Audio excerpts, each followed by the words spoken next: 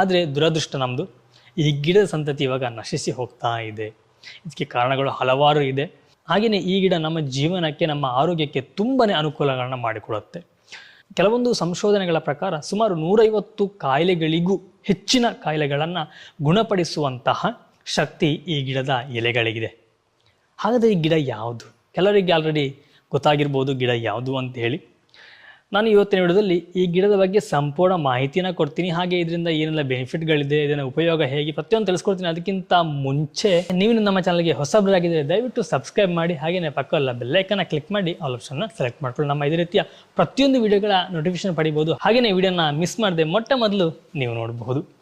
ಸ್ನೇಹಿತರೆ, ನಾನು ಇವತ್ತು ನಿಮಗೆ ತಿಳಿಸ್ಲಿಕ್ಕೆ ಹೊರಟಿರುವಂಥ ಗಿಡ ಕಾಡು ಬಸಳೆ ಅಂತ ಹೇಳಿ. ತುಂಬ ಜನ ಗೊತ್ತಿರ್ಬೋದು ಕಾಡು ಬಸಳೆ, ಅಥವಾ ಇದಕ್ಕೆ ನಾಯಿ ಪತ್ರೆ ಅಂತಲೂ ಸಹ ಕರೀತಾರೆ. ಒಂದೊಂದು ಊರಲ್ಲಿ ಒಂದೊಂದು ರೀತಿಯ ಹೆಸರನ್ನು ಹೇಳ್ತಾರೆ. ನಿಮ್ಮ ಕಡೆ ಏನು ಇದಕ್ಕೆ ಕರೀತಾರೆ ಅನ್ನೋದು ನನಗೆ ಕಮೆಂಟಲ್ಲಿ ತಿಳಿಸಿ, ಆಗ ನಾವು ಸ್ವಲ್ಪ ತಿಳ್ಕೊಂಡಾಗುತ್ತೆ. ಒಂದೇ ಒಂದು ವಸ್ತುವಿಗೆ ಒಂದೊಂದು ಊರಿನಲ್ಲಿ ಹಲವಾರು ಹೆಸರುಗಳಿರುತ್ತೆ. ಇದನ್ನು ನಮಗೆ ನೀವು ತಿಳಿಸಿದಾಗ ಇನ್ನೂ ಹೆಚ್ಚಿನ ಮಾಹಿತಿನ ಕೊಡಲಿಕ್ಕೆ ನಮಗೂ ಉಪಯೋಗಗಳಾಗುತ್ತೆ. ಸ್ನೇಹಿತರೆ, ಹಾಗೆ ಇನ್ಯಾಕೆ ತಡ, ಬನ್ನಿ ನಾನು ನಿಮಗೆ ಗಿಡವನ್ನು ತೋರಿಸ್ತಾನೆ ಇದ್ರ ಬಗ್ಗೆ ಸಂಪೂರ್ಣವಾಗಿ ಮಾಹಿತಿನ ಕೊಡ್ತಾನೆ ಹೋಗ್ತೇನೆ. ಸ್ನೇಹಿತರೆ, ಈ ಕಾಡು ಬಸಳೆಯ ವೈಜ್ಞಾನಿಕ ಹೆಸರು ಕಲಂಚೋ ಪಿನ್ನಾಟ